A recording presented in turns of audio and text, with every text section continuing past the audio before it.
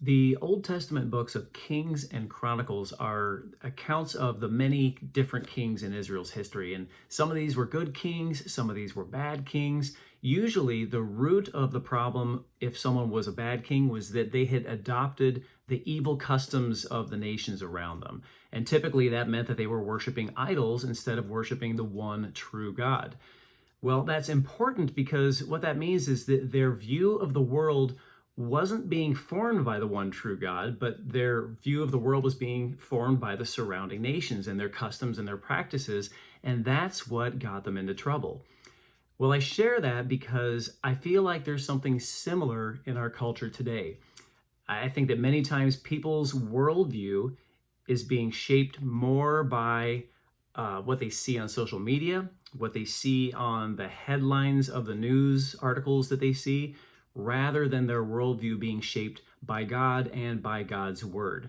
And that might even be especially true now that church looks so different and many aren't gathering together in person. And I just think maybe some have gotten a little bit off track in their personal times with the Lord, spending time reading the Bible and praying.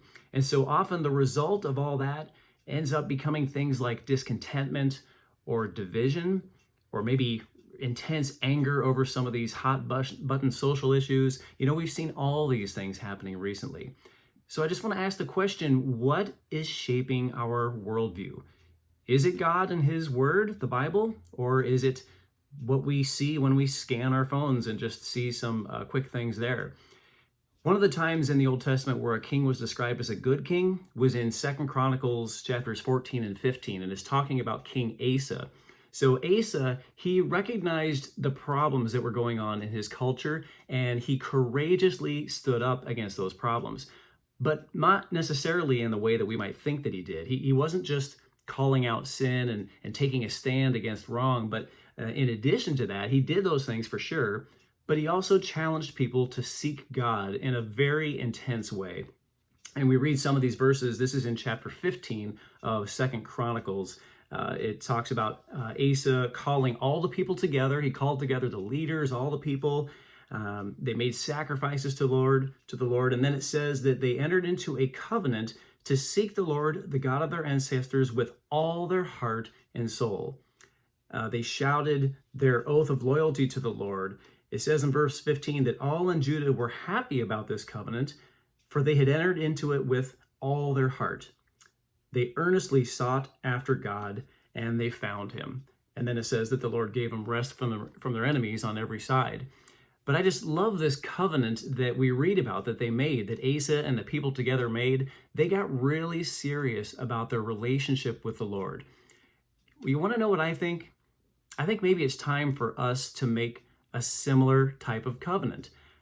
I would really love it if I saw people in our church making those kinds of commitments, just seeking God more and more. I'm committed no matter what it means for me to just grow in my walk with God and my understanding of him, trying to learn more about him and grow in my relationship with him.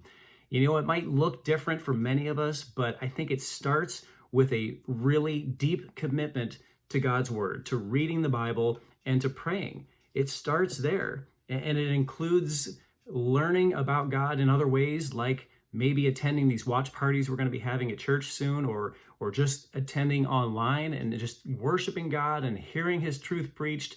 We have to start there. Those are foundational things. And then those commitments will express themselves in different ways, but it's a commitment that we're making to seek God more. It's a covenant before the Lord. And so that's my question for you is, will you do that? Will you make a covenant to seek the Lord with all your heart and with all your soul, a covenant to seek him earnestly? I hope that we are willing to do that as a church. And that's my prayer, is that we do that more and more. Guys, I love you. I am praying for you. I'm praying for this church. And I'm praying that we are making a commitment to grow in our love for the Lord more and more.